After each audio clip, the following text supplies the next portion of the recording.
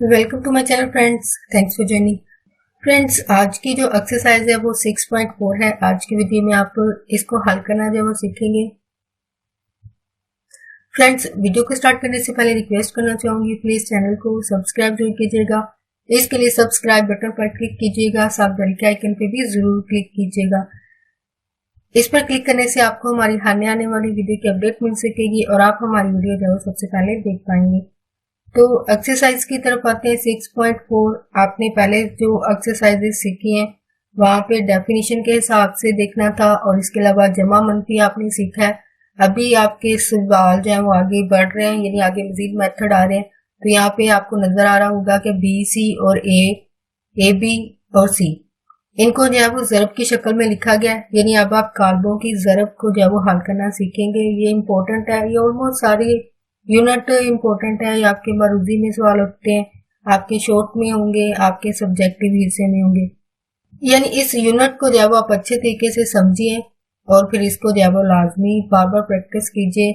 और अपना एक खुद का टेस्ट भी आप ले सकते हैं। यानी अगर आप किसी ट्यूटर से नहीं पढ़ रहे हैं, ट्यूशन नहीं ले रहे हैं, तो आप अपने तौर पर भी यानी जुबानी लिखेंगे।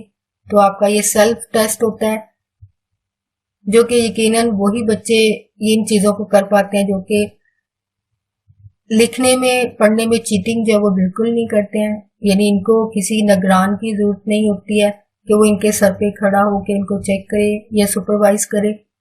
एक टीचर की तरह निगरानी करे, इनको देखे, तो बच्चे खुद अपने तौर पर भी हल करके जुबानी देख सकते हैं कि भाई मैं कितना तैयार हुआ हूँ एग्जाम के लिए। अगर ये सवाल जो है वो एग्जाम में आता है तो वो सवाल आपका यानी जब आप उसको हल करके देख रहे होंगे, दोबारा उसको चेक करेंगे, अपने जो आपके पास पहले से हल जो सवाल होता है उसके साथ मैच करके चेक कीजिएगा कि आया कितनी गलतियां आपकी हुई हैं।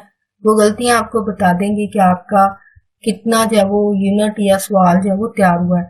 अगर ज्यादा गलतियां होती हैं तो इसका मतलब आपको मजीद याद करने और प्रैक्टिस करने की जरूरत होती है। तो ये आपके लिए एक स्टडी टिप होगी है। तो back to the exercise. Exercise में आपने यहाँ पे लिखा हुआ है आपके सामने, मैंने ए बी सी जो भी सवाल है ऊपर लिखा गया है कि बयानात की तस्दीक कीजिए।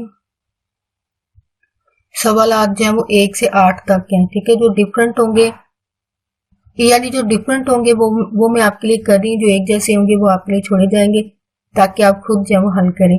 तो यहाँ पे 1 से लेकर 8 तक में कहा गया कि आपने साबित करना है। तस्दीक से मुराद साबित करना है, यानी ये पहले भी आप सीख चुके हैं पॉइंट। यानी ऑलमोस्ट आपने पीछे जो 3-4 पॉइंट सीखे हैं वही आपके यहाँ पे भी इस्तेमाल होंगे। यानी लेफ्ट और राइट का आपने पहले कॉन्सेप्ट सीख लिया है कि इस वाली को जो आपके राइट की तरफ है, राइट दाईं तरफ है और लेफ्ट वाली आपके लेफ्ट, तो इनको ये साइड कहा जाता है। यानी ये राइट हैंड साइड है और ये लेफ्ट हैंड साइड है। तो आपने लेफ्ट से स्टार्ट करना होता है और ये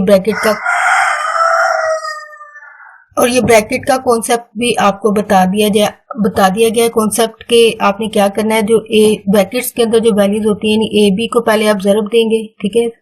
फिर जो आंसर आएगा उसको आपने सी से जरब देना। अब बी सी वाले को देखा जाए, इन दोनों को पहले से जरब दें। जरब देने के बाद जो आंसर आएगा फिर उसको ए से देंगे। और इस तरह अलग अलग मेथड से करने के बाद, यानी एक पहले दूसरी को जरब दी तो बाद में तीसरी को दी है, पहले दूसरी तीसरी को जरब दी फिर ए से दी, तो जो आंसर आता है वो सेम होना चाहिए। यानी आपकी लेफ्ट और राइट जो है वो साइड दोनों बराबर होंगे। यानी आंसर जो एलिमेंट आएंगे, जो अरकान आते हैं वो जो है वो एक जैसे होते हैं, जो कि आपके सवाल को प्रूव करते हैं, साबित करते हैं कि दोनों का आंसर जो है वो सेम है। तो आपने लेफ्ट से स्टार्ट करना है। लेफ्ट आपके पास पहले आप लिखोगे लेफ्ट हैंड साइड, ठीक है, बराबर ए बी और सी। लेफ्ट, सॉरी ये मार्कर थोड़ी सी प्रॉब्लम कर रहा है। ए बी सी, तो ए बी आपके पास क्या रुके हैं, 4 है, 2 है आपके सामने लिखे हुए हैं, 0 और 0 है, ठीक है। और फिर आएगा बी। बी आपके पास क्या है, 2 1 -2 4, ठीक है। और फिर आएगा सी। सी आपके पास क्या है, -4। आप बेशक जरब लिख दें या नहीं भी लिखते हैं, तो अंडरस्टूड बात होती है। यानी ये ब्रैकेट शो करती है कि ये आपस में माइनस हो रही है। तो ये -1 है, 2 4 और 2 है, ठीक है जी। तो लिख दें ब्रैकेट्स और इनको जो है वो ब्रैकेट्स के साथ शो करना है, ठीक है। यानी ये जो है, ये जो ब्रैकेट लगाई गई है यही आपने यहाँ भी लगानी है। तो ये यानी फर्क को जाहिर करेगी कि आपने पहले इनको हल करना है और फिर इसको हल करना है। तो आपने ज़रब कैसे देनी है, जो रो होती है पहले कॉलम से, फिर इसी रो को सेकंड कॉलम से आपने ज़रब देनी होती है। ये मेथड है, ये आप एक दफ़ा सीख लीजिए। ऑलमोस्ट सारी एक्सरसाइज में आपकी ज़रब ही होनी है। सिर्फ यहाँ पे जो ये वाली स्टेटमेंट होंगी वो थोड़ी सी तब्दील होती रहेंगी, लेकिन मेथड आपका एक ही होगा। तो एक दफ़ा अच्छे तरीके से समझ लीजिए कि मेथड कैसे इस्तेमाल होता है। आपने क्या करना है कि अगर दो कॉलम, इस तरफ दो कॉलम है तो जाहिर बात है आपके आंसर में भी कितने कॉलम बनते हैं, दो बनेंगे। तो यहाँ पे पहली रो को अपने पहले कॉलम और फिर पहली रो को ही सेकंड कॉलम से ज़रब देनी होती है, ठीक है। फिर आपके दो कॉलम बनते हैं। यही अमल फिर यहाँ पे सेकंड दफा। अब यहाँ पे तो दो वैल्यूज आ रही है, कहीं पर 3 भी हो सकती हैं, 4 भी हो सकती है, यानी सवाल पर डिपेंड करता है। लेकिन आपके इस लेवल में यानी मैट्रिक में आपके सिर्फ ये 2 या 3 वैल्यूज के साथ, यानी 1 2 और यहाँ पे 3 भी हो सकती है, 1 2 3, यानी 3 तक ही बस होंगी या फिर 2 होंगी। लेकिन जब आप आगे मजीद पढ़ते हो ये 3 से 4 भी होती हैं, ठीक है। यानी वो लेवल के हिसाब से आपको सवाल जो वो दिया जाता है। लेकिन इस वाले में सिर्फ 2 आ रही हैं, 3 भी हो सकती हैं, लेकिन ज्यादातर 2 ही इस्तेमाल होते हैं। तो ये 2 रो ही होंगी, ठीक है। तो अगर इस तरफ जो कॉलम होते हैं वो सवाल में भी इतने कॉलम बनते हैं, यानी 2 है तो इसका मतलब ये 2 बनेंगे, ठीक है। 4 ज़रब 2, ठीक है। पहली रो को पहले कॉलम से, दरमियान में क्या आता है, ये मेथड है, फार्मूला है। दरमियान में जमा आएगा, फिर दूसरा रुकन क्या है, पहला रुकन पहले से दरमियान में जमा आ जाता है दूसरा रुकन। दूसरा रुकन आपके पास क्या है, ज़रब -2 है, -2 है, ठीक है। ये आपका पहला बनेगा। नेक्स्ट जो है वो इसी रो को आपने सेकंड के साथ करना है, जो है 4 ज़रब 1 है, दरमियान में जमा आएगा, 2 ज़रब 4 है, ठीक है। और यही अमल आप सेकंड पे करना है, ठीक है। आपको अच्छे तरीके से ये पॉइंट जो है वो समझने होते हैं और फिर इसी के मुताबिक जो है वो आपके जितने भी सवाल हैं इस वाली एक्सरसाइज में, आप अगर आप अच्छे तरीके से एक मेथड को समझते हो बाकी आपके लिए आसान हो जाते हैं। तो यहाँ पे 0 है तो 0 को ज़रब दिया आपने 2 से, दरमियान में जमा आएगा, फिर 0 है और ज़रब दिया आपने -2 से। अब यही 0 फिर दूसरे वाले से भी ज़रब खाएंगे, 0 ज़रब 1 है जमा 0 ज़रब 4 है। तो अब इनकी सिंप्लीफिकेशन होगी। सिंप्लीफिकेशन से मुराद ये ज़रबे खा रहे हैं तो ज़रबे दे के, और दरमियान में क्योंकि जमा की अलामत है ये जमा और ये माइनस हो जाएगा, जमा माइनस माइनस है, 2 2 बार 4 है, ठीक है। सिंप्लीफिकेशन से मुराद ये होता है कि जहाँ पे ज़रबे खाने वाली ज़रब दे दें, जहाँ पे जमा आ रही वहाँ पे जमा कर दें, तो ये आपकी सिंप्लीफिकेशन होती है। तो 4 1 बार 4 हो गया और जमा 4 2 बार 8 है, फिर 0, क्योंकि 0 के साथ कोई भी वैल्यू जब ज़रब खाएगी तो वो 0 हो जाती है। इसी तरह यहाँ पे भी वही अमल है, जमा माइनस माइनस हो जाता है, तो बाकी क्योंकि 0 होने की वजह से वैल्यूज जो है इसकी 0 हो जाएंगी। तो अब सिंप्लीफिकेशन कर लें और साथ में सॉरी ये भी ज़रब की वैल्यू पीछे क्योंकि जगह नहीं थी इसे लिखा नहीं है, तो ये आपने लिखना है, ठीक है। मेरे पास पीछे जगह नहीं थी इसलिए नहीं लिखा, तो साथ में ये वैल्यू भी आपकी आ रही है। तो यहाँ पे आपने क्या करना है, 8 में से 4 गए तो 4 बचे, फिर आपके पास है 8 और ये क्योंकि जमा की अलामत है तो 12 हो जाएंगे, 8 और 4 बाकी 0 0 जाहिर बात है। और फिर नेक्स्ट जो आपके पास वैल्यू है -1 2 4 और 2, ठीक है। तो अब यही अमल वो जो पहले किया है यही अमल इन दोनों के दरमियान, अब ये जो तीसरी वैल्यू थी जाहिर बात है वो साथ साथ आ रही है आपकी, तो इसका जो आंसर आएगा उसको आपने कैसे ज़रब देनी है, इस वाली से देनी है। तो अब ये 4 ज़रब -1 हो जाएगा, ठीक है, दरमियान में जमा की अलामत, फिर है 4 ज़रब 4 है, ठीक है, यानी 12 आएगा। दूसरी वैल्यू जो आपके पास 12 जमा 12 को ज़रब दिया आपने 4 से, ठीक है, यानी पहली रो को पहले कॉलम से। इसी तरह अब इसी रो को सेकंड कॉलम से देनी है, तो यहाँ पे जगह कम है मेरे पास, तो मैं यहाँ पे लिख देती हूँ 4 ज़रब 2 है, दरमियान में जमा आएगा, 12 ज़रब 2 है, ठीक है। फिर आएगी ये वाली 0 ज़रब -1 जमा 0 ज़रब 4, ठीक है। फिर यही 0 2 के साथ, ठीक है, दूसरी वाली रकम जो दूसरा कॉलम है, फिर 0 0 2 है, ठीक है। मेरे पास क्योंकि जगह नहीं है तो इसलिए मैं भी आपको यहाँ पे लास्ट वाला नजर भी नहीं आया, तो यहाँ पे नेक्स्ट इसको यहाँ से रेस कर लेते हैं। तो यहाँ पे आंसर क्या बनेगा इसका, तो यहाँ पे आप सिंप्लीफिकेशन करेंगे, सिंप्लीफिकेशन माइनस है, यहाँ पे जमा होगा, जमा माइनस, माइनस 4 है, दरमियान में जमा, और ये 12 और 4 ज़रब खा के 12 4 बार 48 हो जाता है, ठीक है। तो यहाँ पे आपने नेक्स्ट जो ज़रब खा रहे हो 4 4 और 2 4 2 बार 8 है, ठीक है, और 2 2 बार 4 है, ठीक है। नहीं सॉरी, यहाँ पे 12 है, सॉरी क्योंकि बहुत छोटा छोटा लिखा है तो इसलिए नजर नहीं आया, तो ये 12 है, ठीक है। आपको याद होगा ये 12 है तो इसलिए यहाँ पे 12 होगा। तो 12 2 बार कितने हो जाते हैं, 24, ठीक है। फिर आगे इसकी सिंप्लीफिकेशन, ये सारे क्योंकि 0 है तो ये 0 हो जाएंगे, 0 जमा 0 है, ठीक है। इसी तरह फिर अगले वाली में भी 0 है तो सारी बात है 0 क्योंकि ज़रब खा के बाकी सारी वैल्यूज को भी 0 कर देगा। तो यहाँ पे 48 में से ये गए 4 गए तो बाकी आपके पास जो है वो 4 4 बचता है, ठीक है, 4 4 बचेगा। यहाँ पे 24 और 8 है, दोनों क्योंकि प्लस के हैं तो जमा होके कितने हो जाएंगे, 32, और बाकी 0 0 रहेगा क्योंकि आपके पास रकम जो है वो 0 है सारी, तो सारी बात है यहाँ पे आंसर जो होगा वो 0 होगा, ठीक है।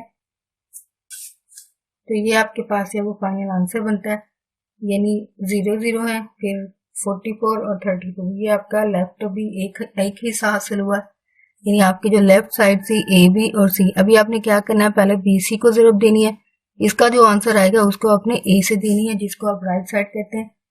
तो यहाँ पे इसको हल करेंगे, तो आपने ये वाला तो जारी बात है यहाँ से लेके यहाँ तक आप साथ साथ कॉपी पे नोट किया करें, या अगर बुक भी हो आपके पास तो बुक पे भी आप देख सकते हो, जहाँ पे खुलासे जिनको कहा जाता है, जो आपकी हेल्पिंग बुक होती हैं, आप वो भी देख सकते हैं, या साथ साथ लिख लें, वो ज़्यादा बेस्ट रहेगा, क्योंकि आप जितना अपने हाथ से लिखोगे, प्रैक्टिस करोगे, उतना ही आपके लिए जो है बेहतर होगा। तो इतने स्टेप आपने लिख लिए होंगे, तो मैं नेक्स्ट जो स्टेप है, क्योंकि यहाँ पे जगह कम होती है, तो नेक्स्ट मैं आपके लिए यहाँ पे लिख रही हूँ ए इंटू बी सी है, तो आपको पहले तो ए का लिखना होगा, ये आपके सामने लिखिए ए का था, ठीक है, इंटू ब्रैकेट के साथ, क्योंकि शो करना पड़ता है कि ये वाली जो वैल्यूज है वो ब्रैकेट्स के अंदर है, तो इनको आपने पहले हल करना है। तो बी वाले अरकान ये हैं, सी वाले ये हैं, अमल वही है, यानी आपने जो पहले सीखा है कि आपने रो को जो है वो कॉलम से ज़रब देनी होती है। बाकी ये जिसका हल नहीं हुआ वो तो वैसे का वैसे रहेगा, ठीक है, जैसे पिछले सवाल में था। तो अब इन दोनों को आपने ज़रब देनी है। ज़रब में ये होगा कि पहली रो 2 ज़रब -4, दरम्यान में जमा आएगा, और थोड़ा सा छोटा करके लिखते हैं, जगह नहीं रहेगी, 2 -4, ठीक है, दरम्यान में जमा आएगा, 1 ज़रब 4 है। फिर आपके पास यही 2 1 को ज़रब देनी है आपने दूसरे कॉलम से, यानी 2 ज़रब 4 जमा 2 ज़रब 2, ठीक है। नेक्स्ट इस रो को पहले कॉलम से -2 को ज़रब दी, -4 से दरम्यान में जमा है, 4 ज़रब 4 आएगा, फिर आएगा 4 को ज़रब दिया आपने, -2 को, यानी इसी रो को सेकंड कॉलम से, तो -2 को ज़रब दी 2 से, जमा आएगा 4 ज़रब 2, ठीक है। तो अभी ये देखें आंसर जो भी आपका बनता है सिंप्लीफिकेशन में, तो ये -8 है, 4 4 बार 16, ठीक है, तो 2 बार 4 है, फिर ये 2 को दिए तो 4 करते हैं, 4 2 बार 8 है, जमा 2 बार, लेकिन साथ में माइनस आएगा क्योंकि एक वैल्यू के साथ माइनस है, ठीक है। तो सॉरी यहाँ पे भी क्योंकि माइनस होगा, पहली वैल्यू के साथ माइनस है, तो यहाँ पे -4 हो जाएगा, ठीक है। तो सॉरी पहले थोड़ी सी मिस्टेक हो गया, इसके लिए सॉरी। तो आपने क्या करना है, फर्स्ट रो को फर्स्ट कॉलम से, फिर फर्स्ट रो को सेकंड कॉलम से करना होता है, तो मे भी आपने मिस्टेक नोट की होगी। 1 ज़रब 4 है, फिर इसी को 2 ज़रब 2 है, जमा आएगा, और 1 ज़रब 2 है, ठीक है।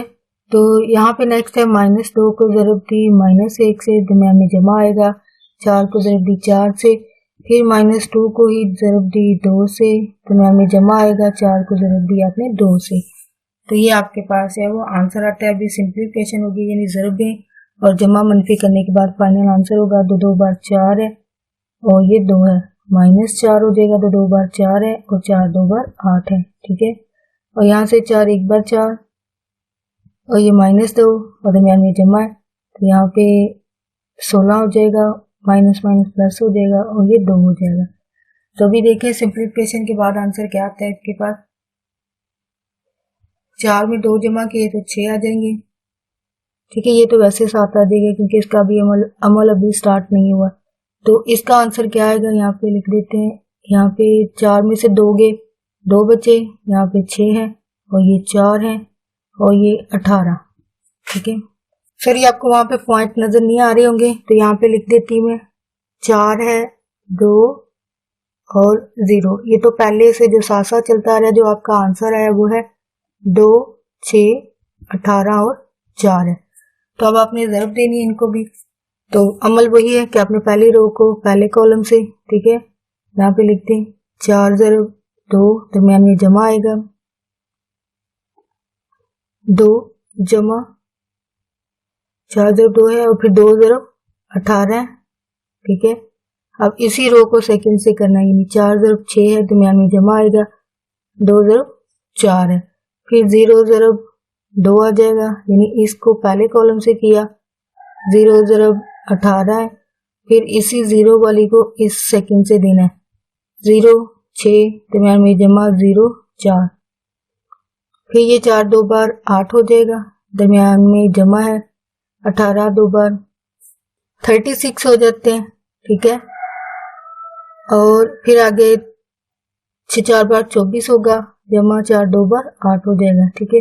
और ये तो सारी बातें 0 हो जाएंगी क्योंकि 0 ने 2 से ज़रब खाई 0, फिर 0 ने 18 से ज़रब खाई 0, 0 ने 6 से ज़रब खाई तो 0, जमा 0 ने 4 के साथ खाई तो 0। तो आपका फाइनल आंसर क्या होगा, यहाँ पे मैं लिख देती हूँ क्योंकि नीचे नजर नहीं आएगा। इसको जमा किया 36 और 4 को जमा किया 44, ठीक है। और 24 को 8 में जमा किया तो आपके 32 बनते हैं, बाकी 0 0। तो अगर आप आंसर अपना मैच करें तो यहाँ पे 44 32 0 0 है, यानी इन आंसर को आप मैच कर सकते हो। 4 44 है, 32 0 0 है, तो यानी दोनों का आंसर सेम हो रहा है, जो आप साबित कर सकते हैं या जो आपके वर्ड लिखे गए हैं कि तस्दीक कीजिए कि ये बयानात जो है वो दुरुस्त हैं या नहीं, ठीक है। यानी इनके आंसर जो है वो सेम होने चाहिए। यानी जब आप लेफ्ट राइट साइड करके करते हो, यानी अब ज़रब का अमल है, ऑलमोस्ट सारे सवालों में यही अमल है। आप एक दफ़ा अच्छे तरीके से ज़रब का अमल जो है वो सीख लें, बाकी आपके लिए सवाल जो है वो ईजी हो जाएंगे। और आपके सामने मिस्टेक भी हुई है, तो यानी इस तरह की मिस्टेक आपकी भी हो सकती है कि आपको रो और कॉलम का बहुत ध्यान रखना पड़ता है। इनके एलिमेंट्स का ध्यान से अगर आप करते हो तो आपका सवाल जो है वो सही हल होगा। लेकिन अगर आप सही तरीके से नहीं लिखते हो तो फिर जाहिर बात है सवाल गलत होने के चांसेस जो है वो ज़्यादा होते हैं। तो यहाँ पे स्टूडेंट क्वेश्चन नंबर, अगर आपने स्टेटमेंट याद हो आपको 1 से लेकर जो 8 तक के सवाल है ना, वहां पे आपको ABC के जो अरकान है वो सेम है। यानी पहले सवाल से, यानी पहले से जो 8वें सवाल तक जितने भी सवाल होंगे उनके लिए ABC के जो अरकान है वो सेम इस्तेमाल होंगे। अगर आप गौर करें ये B और C के अरकान पहले भी इस्तेमाल हो चुके हैं, यानी 8 सवाल तक यही अरकान जो है वो इस्तेमाल होंगे, सिर्फ ये चीजें आपकी चेंज होती रहेंगी। तो आपके लिए थर्ड जो सवाल है वो मैं सिर्फ आपको बता रही हूँ कि आपने हल कैसे करना है। वही है कि लेफ्ट राइट साइड है, ये लेफ्ट है और ये राइट है, ठीक है। अब इसको हल कैसे करना, पहले भी बात की, आपको ये चीजें समझने की जरूरत होती है, फिर आपने सवाल को हल करना होता है। यानी B जमा C, इसका मतलब ब्रैकेट के अंदर जो वैल्यू है इसको पहले हल करना है, इनको दोनों को इसका मतलब जमा करना है। जमा का मेथड आपने सीखा हुआ है। जमा के बाद जो आंसर आएगा उसको एक रकान के साथ आपने क्या करना है, ज़रब देनी है, तो आपका आंसर आएगा। इस तरह राइट की तरफ चले जाए तो यहाँ पे करना तो जमा ही है, लेकिन यहाँ पे उसने कहा है कि AB को पहले ज़रब दें और A और C को ज़रब दें। जो इनका आंसर आएगा उनको आपने क्या कर देना है, जमा कर देना है। यानी ये आपका एड्रेस है, यानी आपके मंजिल तक पहुंचने का एक एड्रेस है। या फिर सवाल का जो एक तरीका मेथड है वो ये है कि आपने क्या करना है, पहले BC को जमा करना है, यानी इनके अरकान को जमा करना है जो आपने पहले से सीखा हुआ है। इसका जो आंसर आएगा ठीक है, उसको आपने ए के अरकान से ज़रब दे देनी। लेकिन यहाँ पे राइट में थोड़ा सा चेंज है। इसका मतलब यह है, उसने कहा है कि पहले ए बी को ज़रब दें, ए सी को ज़रब दें। इनके जो जवाब है इनको आपने जमा कर देना। और ये दोनों मेथड आपने सीखे हैं, यानी जमा करने का मेथड और ज़रब का वही मेथड है, लेकिन अब यहाँ पे जाहिर बात है थोड़ा सा चेंजेस करके सवाल में आपसे पूछा जाए। तो नेक्स्ट आपके लिए मैं 6 वाला जो वो कर रही हूँ। 6 वाले में अमल तो वही है, यानी ज़रबे देनी है, लेकिन इसमें एक चीज का इजाफा हो गया, टी। इस एक्सरसाइज का जो लास्ट सवाल है वो सेम इसी मेथड का है। अगर आप इसको सीख लेते हो तो आपका वो लास्ट वाला सवाल भी कंप्लीट हो जाता है। ठीक है, रकमें सिर्फ चेंज होंगी, बाकी मेथड यही होगा। अब यहाँ पे गौर करें, ज़रब देनी है, यानी ब्रैकेट्स के अंदर पहले बात हुई है कि आप जो ब्रैकेट्स के अंदर वैल्यू होती है उसको आपने जो है वो जाहिर हल करना होता है पहले। ठीक है, तो ये राइट है आपकी। तो यहाँ पे BC, इसका मतलब BC को पहले ज़रब दें, फिर उसका ट्रांसपोज लें। ट्रांसपोज भी आप सीख चुके हो पहले कि उसमें क्या करना होता है, रो को कॉलम बनाना होता है। रो को आपने कॉलम बनाना होता है ट्रांसपोज के अंदर। तो BC को पहले ज़रब दें, फिर उसका ट्रांसपोज लें। तो पहले आपने C का ट्रांसपोज लेना है, फिर B का ट्रांसपोज लेना है, यानी अलग अलग से लेके फिर इनको आपस में ज़रब देनी है, तब आपका सवाल जो है वो हल होगा। तो सवाल को जब वो हल करना स्टार्ट करते हैं तो आपके लेफ्ट साइड क्या है, वो BC का ट्रांसपोज है। तो इसका मतलब BC को पहले ज़रब दें। ये अरकान आपके पास के लिखे हुए हैं। तो ये अरकान जो होते हैं वो आपको 8वें सवाल तक एक ही इस्तेमाल होंगे आपके, यानी वो सवाल के बिल्कुल स्टार्ट में आपको दे दिए गए हैं। वहां से आप हर सवाल के लिए वहां से अरकान जो होंगे, जो चाहिए होंगे, वही लिखेंगे। अब यहाँ पे B और C के चाहिए तो हमने सिर्फ यहाँ से B और C वाले लिए। ठीक है, A वाले नहीं लेंगे क्योंकि इस्तेमाल नहीं हो रहे। तो ज़रब देंगे, इसका मतलब ब्रैकेट्स के अंदर पहले भी बात हुई है, ब्रैकेट्स के अंदर जो वैल्यूज होती है पहले उनको हल किया जाता है। इसका मतलब BC को आपने पहले ज़रब देनी है, फिर इनका ट्रांसपोज लेना है। ज़रब का मेथड आप सीख चुके हो कि पहली रो को पहले कॉलम से, फिर पहली रो को ही सेकंड कॉलम से करना होता है। तो 2 ज़रब -1 है, 1 ज़रब 4 होगा। फिर इसी रो को आपने दूसरे से ज़रब देनी, यानी 2 ज़रब 2 है जमा 1 ज़रब 2 है। ठीक है, -2 को ज़रब दिया आपने, यानी अब इस वाले सेम अमल है लेकिन अब इसके साथ करना, -2 को -1 से, और 4 ज़रब 4 है। फिर इसी को -2 को ज़रब दी 2 से, 4 को ज़रब दी 2 से। ठीक है, ये आपके पास वैल्यूज आती हैं। अभी सिंप्लीफिकेशन करोगे आप, सिंप्लीफिकेशन पता है आपको, जमा मनफी ज़रबे देनी है। तो ये -2 होता है जमा 4 1 बार 4 है, जमा हो जाएगा, माइनस माइनस जमा हो जाते हैं। तो ये जमा के 2 4 4 बार 16 हो जाते हैं। ठीक है, होप आपको ये नजर आ रहा हो। तो 2 बार 4 है, फिर जमा 2 है, -4 और ये 8 है। ठीक है, अब इसकी सिंप्लीफिकेशन करेंगे। आंसर यहाँ पे लिख लेते हैं इनका कि ये 2 और जमा 4 है, सॉरी माइनस है, साथ माइनस के 2 है। तो इसका मतलब 2 बचेंगे, यानी जमा के 4 में से -2 गया तो 2 बचे। 4 और ये 2 जमा के 6 हो जाते हैं, और ये भी क्योंकि दोनों जमा के हैं तो 18 हो जाएंगे। 16 और 2 18 हो जाते हैं। 8 में से 4 गए तो बाकी आपके पास 4 जो है वो बचता है। ठीक है, जब आपका इतना आंसर आ जाए तो फिर आपने क्या करना है, BC का भी आपने क्या लेना है, ट्रांसपोज लेना है। तो BC का ट्रांसपोज क्या होगा, रो को आपने कॉलम बनाना है, 2 और 6 18 और 4, ये इसका क्या होगा, ट्रांसपोज होगा। ये इसका आंसर है। लेकिन अभी आपका आधा सवाल हल हुआ है। नेक्स्ट अभी आपने करना है राइट साइड आपको पता है। नेक्स्ट आपने क्या करना है, C और B का। ठीक है, C आपके पास क्या है, ये आपके सामने लिखा हुआ -1 2 4 और 2। इसका आपने पहले ट्रांसपोज अलग अलग से लेना है, रो को कॉलम बनाना है, -1 और 2। ठीक है, 4 और 2। ठीक है, इसी तरह B का करोगे आप, B का ट्रांसपोज,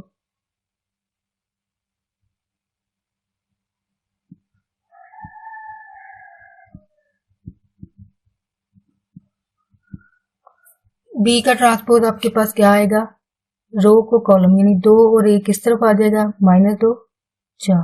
ठीक है, अभी आपने क्या करना है, जो C का और B का जो है वो इन दोनों को आपने क्या करना है, ज़रब देनी, यानी इनके जो आंसर आए उनको आपने लिखना है। यहाँ पे -1 4 है, 2 2। ठीक है, ये इसका आंसर था, और B वाली का ये आंसर है, वो है 2 -2 1 और 4। तो ठीक है, अभी आपने ज़रब लिखनी है। तो ज़रब क्या होगी, -1 को ज़रब दिया आपने 2 से, यानी रो को कॉलम से, ठीक है। -1 ज़रब दी 2 से, दरम्यान में जमा आएगा, 4 ज़रब 1 है, ठीक है। इसी तरह आगे चले जाएं, इसी को आपने -1 को ज़रब दिया आपने -2 से, दरम्यान में जमा आएगा, 4 को ज़रब दिया आपने 4 से, ठीक है। तो नेक्स्ट अब यही अमल इधर करना है, 2 ज़रब 2 जमा 2 ज़रब 1 है, यानी रो को आपने कॉलम से ज़रब देनी है, ठीक है। फिर इसी रो को आपने सेकंड कॉलम से देनी, -2 आएगा, जमा आएगा, 2 ज़रब 4 आएगा। तो अब सिंप्लीफिकेशन कर लेंगे, -2 हो जाएगा, ठीक है, जमा 4 एक बार 4 होगा, माइनस से माइनस जमा हो जाएगा, 2 4 4 बार 16 हो जाएगा, ये 4 है और ये 4 2 एक बार 2 है, -2 2 बार 4 है, 4 2 बार 8 है, दरम्यान में जमा आएगा, तो ये 16 आ जाएगा। 8 में से 4 गए 4 बचे, 4 में से माइनस गए 2, तो ये 6, ठीक है। आपने आंसर देखना है, यहाँ पे आपके सामने यहाँ पे नजर आ रहा होगा, ये है 2 18 6 और 4, ठीक है। 2 18 सॉरी आपको सही तरह लिखा नहीं हुआ, 18 है, 6 और 4, तो दोनों का आंसर जो है वो सेम आ रहा है, तो आप इसका मतलब आपका आंसर जो है वो ठीक है, आपका सवाल जो है वो सही हल हुआ है। तो अगर आप इस सवाल को सीखते हो तो आपका इस एक्सरसाइज का जो लास्ट सवाल है वो आपका सेम मेथड होगा। तो आप प्लीज ट्राई कीजिएगा, जितने भी सवाल आपके लिए छोड़े हैं, जहाँ पे मुश्किल पेश आए आप कमेंट में लिखना, मैं आपके लिए वीडियो जो है वो बना दूंगी। तो यहाँ पे स्टूडेंट क्वेश्चन नंबर 7 है जो कि डिफरेंट है थोड़ा सा, यहाँ पे अगर आप गौर करें, ये मैं सिर्फ आपको बता रही हूँ क्योंकि मेथड जारी बात है एक ही है, तो इसलिए क्योंकि वीडियो जो है वो ज्यादा लेंथी हो जाएगी अगर मैं यही सेम मेथड आपको बार बार करवाती रहती। तो एक दफा अगर आप सीखते हो एक ही सवाल में तो आपके बाकी सिर्फ आपको स्टेटमेंट को समझना होता है कि आपको करना क्या है। यहाँ पे मैं आपको बता देती हूँ कि BI और B, इससे मुराद ये है, ये 7वां सवाल है, तो इसमें आपको पता है पहले से 8वें तक एक ही अरकान इस्तेमाल होते हैं, तो B के जो अरकान है ना वो है, परसों अभी मुझे याद नहीं है लेकिन ये इस तरह कुछ लिखे हुए थे। अब इसको उन्होंने कहा है आई जो है वो एक फिक्स नंबर है, ठीक है। आई वाले जो अरकान होते हैं वो फिक्स है, यानी 1 0 0 और 1, ये है आई का सेट। जिस तरह जजर और 1/2 होता है वो हमें पता है फिक्स नंबर है, ये मिसाल के तौर पर बता रही हूँ कि जजर है तो इसका मतलब 1/2 है। इसी तरह आई अगर कॉलम में आता है ना तो आपको पता होना चाहिए ये फिक्स है, यानी इसका मतलब ये होता है कि इसके अरकान क्या होंगे, 1 और 0 0 और 1। जजर होता है और 1/2 यानी फिक्स नंबर होते हैं, यानी फिक्स अलामत है जो हमें पता होता है कि इसका मतलब ये बनता है। तो इसी तरह कॉलम में अगर बात की जाए आई की तो वो 1 0 0 और 1 होता है जो कि फिक्स है, यानी आपने ये जो बी के अरकान है उनको आपने किससे ज़रूर देनी है, 1 0 0 और 1 से, ठीक है, जो कि एक फिक्स नंबर होते हैं कॉलम के अंदर। तो जब इनको आप ज़रब देंगे तो उन्होंने कहा है कि जब इन दोनों को आप ज़रब दोगे तो आंसर फिर से जो है वो बी आएगा, बी आई को ज़रब देंगे तो आंसर वापस बी आएगा। बी से मुराद बी के जो अरकान होंगे सेम टू सेम ज़रब देने के बाद भी वही आंसर आएगा, ठीक है। तो ये इसमें आपने साबित करना है। नेक्स्ट अगर सवाल जो 14 आपके सामने लिखा गया सेम अमल है, फर्क यहाँ पे ये था कि ये 14 क्योंकि अभी हमारे 1 to 8 जो एक जैसे अरकान थे एक दफा दिए गए थे और सब में वही इस्तेमाल किए गए। अब यहाँ पे अरकान जो है वो ए बी के साथ नहीं दिए गए, यानी ए के रुकन 1 2 3 4 यहाँ पर नहीं दिया गया, या और यही सवाल का डिफरेंस है। अमल वही है जो पिछले सवालों में है, लेकिन सवाल में डिफरेंस ये है कि इनको ए बी का नाम नहीं दिया गया, इनको डायरेक्ट इस शक्ल में लिखकर आपको दे दिया गया। तो आपको पता लगना चाहिए, फौरन आपको ज़हन में आना चाहिए कि इसका अमल क्या होगा। इसका अमल ये होगा कि इन दोनों को पहले ज़रब दें, ठीक है, इनका जो जवाब आएगा उसको तीसरे वाली से ज़रब दे दें, तो आपका फाइनल आंसर जो है वो आ जाता है। और करना आपने ज़रब ही है। तो इस तरह के 2 सवाल हैं, तो आप प्लीज़ हल करने की कोशिश कीजिएगा, क्योंकि ज़रब ही है तो बार बार ज़रब का मेथड जाहिर बात है रिपीटेड हो जाएगा चीज़। बट स्टिल आपको किसी भी सवाल में प्रॉब्लम होती है तो आप कमेंट में लिखना, मैं आपके लिए वीडियो जो है वो बना दूंगी। ये क्वेश्चन नंबर 15 और मोस्ट इम्पोर्टेंट है, इस तरह के सवाल जो है वो आपको लाजमी आ जाते हैं, यानी इम्पोर्टेंट है, इसकी बार बार प्रैक्टिस कीजिएगा। यहाँ पे अगर मैं स्टेटमेंट पढ़ूं तो इसमें कहा गया है कि ये आपके पास कॉलम दिए गए हैं, तो इनमें से आपने ए और बी की कीमतें जो है वो मालूम करनी है। यानी ये इस तरह के सवाल जो से यूनिट में आपके आते हैं, चाहे पहले दूसरे तीसरे में आ रहे हो, 4 वाले में आ रहे हो, 5वें वाले में आ रहे हो, जो 5th यूनिट है आपका, अगर उसमें भी इस तरह के सवाल आ रहे हैं तो समझ जाएं कि ये वाले इम्पोर्टेंट हैं, यानी इस तरह के आपके एग्जाम में सवाल जो है वो लाजमी आते हैं। तो आप इन सवालों को लाजमी अच्छे तरीके से प्रैक्टिस कीजिए, ताकि आपके मार्क्स जितने भी 8 नंबर का होता है तो आप उस नंबर को जो है वो सेव कर सकें, ताकि आपको नंबर जो है वो मिल सके। वो आपकी प्रैक्टिस पर है, यानी जितना आप प्रैक्टिस करोगे आपका सवाल उतना ही आपको हल करना आएगा और आपको याद भी रहेगा, क्योंकि बार बार प्रैक्टिस की जाती है, इसकी वजह ये थी। तो यहाँ पे अगर आप गौर करें, इनमें आपने ज़रब देनी, अमल वही है कि क्योंकि वैसे ब्रैकेट्स लिखी गई तो इसका मतलब ये आपस में ज़रब खा रही। लेकिन एक बात और यहाँ पे गौर करने वाली है कि यहाँ पे एक कॉलम है, तो आपका आंसर में जो कॉलम है 1 बनेगा। यानी जो पिछली अगर आपको याद हो ज़रबे, उसमें ये कॉलम 2 थे, ठीक है, अगर आपको याद हो तो यहाँ पे 1 है। तो अगर 1 कॉलम है तो इसका मतलब आंसर भी 1 कॉलम में आएगा। अगर 2 कॉलम थे तो 2 कॉलम में आंसर आता है, लेकिन अब यहाँ पे क्योंकि 1 कॉलम है तो आंसर में 1 ही आएगा। अमल वही है कि आपने पहली रो को पहले कॉलम से ज़रब देनी है। 1 ज़रब बी है, दरम्यान में जमा आएगा। 5 को ज़रब दिया आपने 7 से, फिर 3 को ज़रब दिया आपने बी से, फिर आता है जमा ए ज़रब 7, ठीक है, ये आपका आ जाए। और ये वैसे 7 आता जाएगा जब तक ये वाला हल नहीं होता है। हल से मुराद कि इसकी सिंप्लीफिकेशन खत्म नहीं हो जाती। सिंप्लीफिकेशन से मुराद इसमें जमा मनफी हो रहे हैं, ज़रबे हो रही हैं। जब तक ये अमल होता रहता है तब तक आप सोल्यूशन हल जो है वो करते रहते हैं। अब यहाँ पे ज़रबे होंगी, यहाँ पे क्या आएगा, 1 और बी ज़रब खा के 1 और बी को ज़रब दी तो ये बी आएगा, ठीक है, जमा 7 5 बार 35 आएगा, ठीक है, और ये 3 बी होगा और दरम्यान में क्योंकि जमा है, और ये 7 ए हो जाएगा। ये आपके पास आंसर आ जाएगा, ठीक है, सिंप्लीफिकेशन के बाद। अब यहाँ पे अगर आपने पहले सवालों को याद रखा हो तो इस तरह की जब सिचुएशंस बनती हैं, दरम्यान में इक्वल की अलामत आ जाती है, साथ में ए बी सी, यानी इस तरह की जब सिचुएशन हो तो आपने पहली रकम को पहले के बराबर, दूसरी रकम को दूसरी के बराबर रखना होता है। वो हम इसलिए करते हैं क्योंकि हमें जो वेरिएबल या मुतगय्यरात होते हैं उनकी वैल्यूज कीमत मालूम करना होती है। उसके लिए ये चीज जो है वो की जाती है कि आपको वैल्यूज को जो है वो आप बराबर रख सकते हैं, यानी पहले वाली को पहले से, दूसरे वाली को दूसरी के बराबर रख सकते हैं। तो यहाँ पे आप लिख सकते हो बी जमा 35 बराबर 35 होगा, ठीक है। इसको हल करेंगे, जब हल किया बी के लिए, क्योंकि बी की कीमत मालूम हो जाएगी ना, इससे इस वाले से नहीं हो सकती, यानी ए और बी एक साथ आ रहा है तो इसका मतलब इन दोनों में से हल नहीं हो सकता, लेकिन पहले वाले में से हल हो जाएगा, यानी बी की कीमत जो है वो मालूम हो जाएगी। और ये जमा का दूसरी तरफ जाके माइनस हो जाएगा, ये आपस में जीरो बचेगा, क्योंकि 35 में से 35 गए तो 0। फिर दूसरी इक्वेशन आपके पास 3b 7a बराबर 10 बनती है। अब इसमें क्या होगा कि आप b की जगह कीमत रखेंगे और आपके पास a की कीमत जो है वो मालूम हो जाती है, मालूम हो जाएगी। 3 है तो b आपके पास यहाँ पे 0 आ रहा है, तो जहाँ पे b है वहां पे 0 लिखा, 7a अपनी जगह, 10 भी अपनी जगह।